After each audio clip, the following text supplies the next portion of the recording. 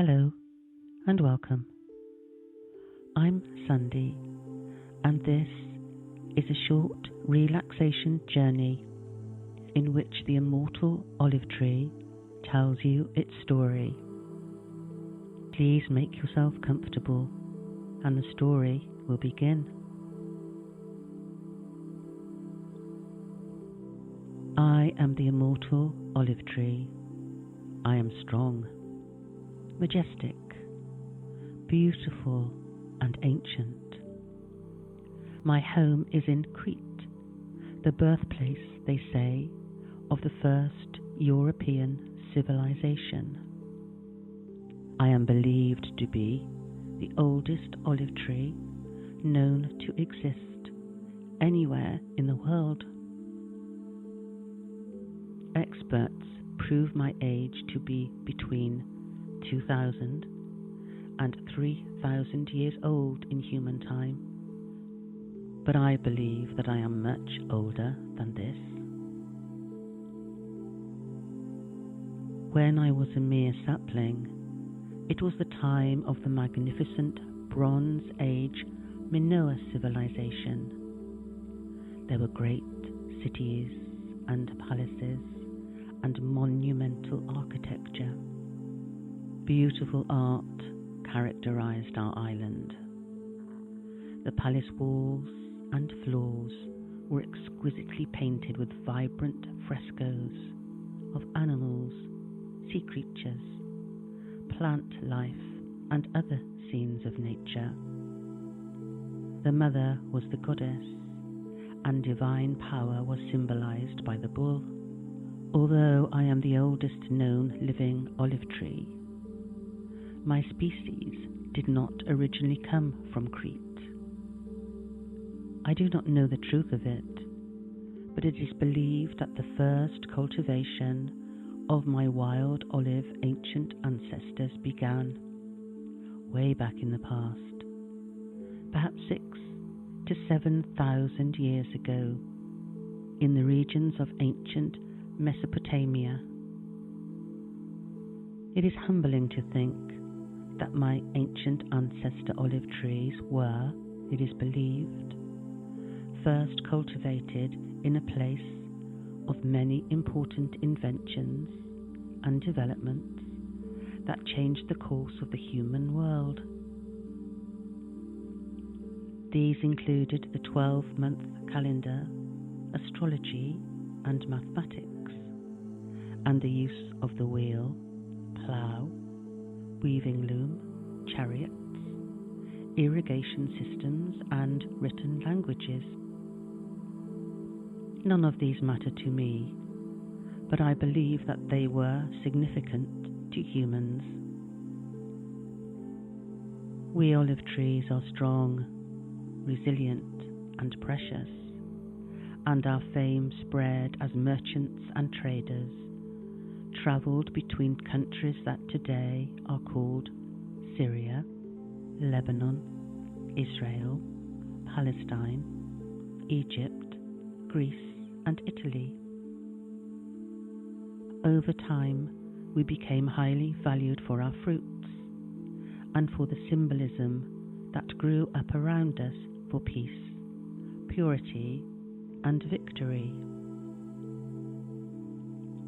To the ancient Greeks, we olives were a gift from Athena, the goddess of wisdom and the daughter of Zeus. Every year olive branches were taken to the Acropolis during the festival of Athena. This was the ancient Greek festival held at Olympia, called the Olympic Games. The Olympic champions wore olive wreaths as crowns. To the Romans, we olive trees were sacred to Minerva. In Egyptian mythology, the goddess Isis handed the olive tree to humans, teaching them how to extract the oil that our fruits produce. In Egyptian mythology, the goddess Isis handed the olive tree to humans, teaching them how to extract the oil that our fruits produce.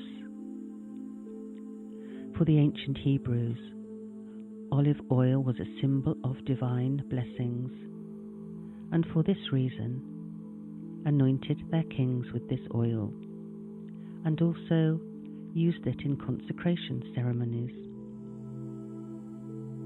In Christian religion, the dove with an olive branch is one of the most ancient symbols of peace, which appears in the biblical story of Noah's Ark. A dove was sent out to see if the waters of the great flood had subsided. The dove returned with a freshly plucked olive leaf in its beak, proving that there was dry land. I believe that this image of the dove and the olive tree as a symbol of peace is still used today. Through my ancient history, I have seen millennia, spanning from the birthplace of the first European civilization in Mesopotamia through to the fall of the Roman Empire and, in the modern era, the 2004 Olympic Games in Athens. You would be interested to know that in these Olympic Games, cuttings from my tree were made into wreaths for the winners. Such a great honour for them. And for me, I suppose. We olives are one of the world's most venerated and ancient types of tree. Over our history, humans have endowed us with a rich and meaningful symbolism throughout many different cultures and religions. Today, we are a universal symbol of peace, wisdom, and friendship. Despite my incredible age, I am proud to say that I still produce olives, which are, of course, of exceptional quality. Also, although I do not intend to brag, you should know that due to my incredible importance as the world's oldest olive tree, probably, I was designated a protected natural heritage monument by the government of our country. I suppose you want to know about my looks. Well, my trunk is huge, more than 12.5 meters in circumference at my base, and I stand at a height of almost 7 meters. My trunk has a large inner cavity. The heartwood that was once at my centre is long gone, but it didn't hurt, and I live on, and I am healthy. My trunk is intricately gnarled as it twists and turns and bulges and curves, almost like a piece of living abstract art.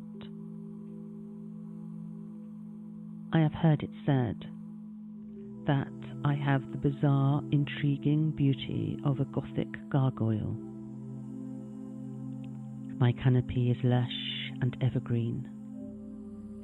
In winter, when other trees strip away their leaves and their boughs are naked and exposed, I remain green and glossy. My foliage is a shimmering grey-green with a silvery underside. In spring, my lush canopy is smothered in tiny flowers like a palette of shimmering stars. Then, in summer, I am proud to say, I produce my most treasured bounty, the glorious olive, which historically and still today is used for so many different useful purposes.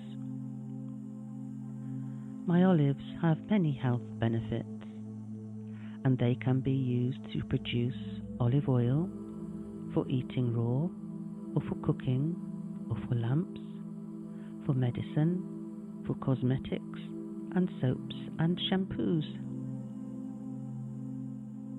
As well as being a source of both nutritious and delicious food and invaluable oil, I also have a remarkable ability to renew myself, so preventing my destruction or decay. I do this by developing new shoots and roots at my base. Even if my trunk has been felled, these roots and shoots will continue to grow and eventually renew me. This is why in my history I have been regarded as sacred and a tree of significant myth and legend. This is why I am called the Immortal Olive. I invite you to come and visit me sometime, as thousands of humans do. I have so much more to tell you, and, although I say it myself, I am sure you will enjoy my natural sculptural beauty. I am, I think, entitled to be a little proud. I have, after all, been living, breathing, and producing fruit for thousands of years. I am healthy still and hopeful that I may yet see another 1,000 years rooted in the earth of this beautiful planet that we share. I hope you have enjoyed my story. Bye now.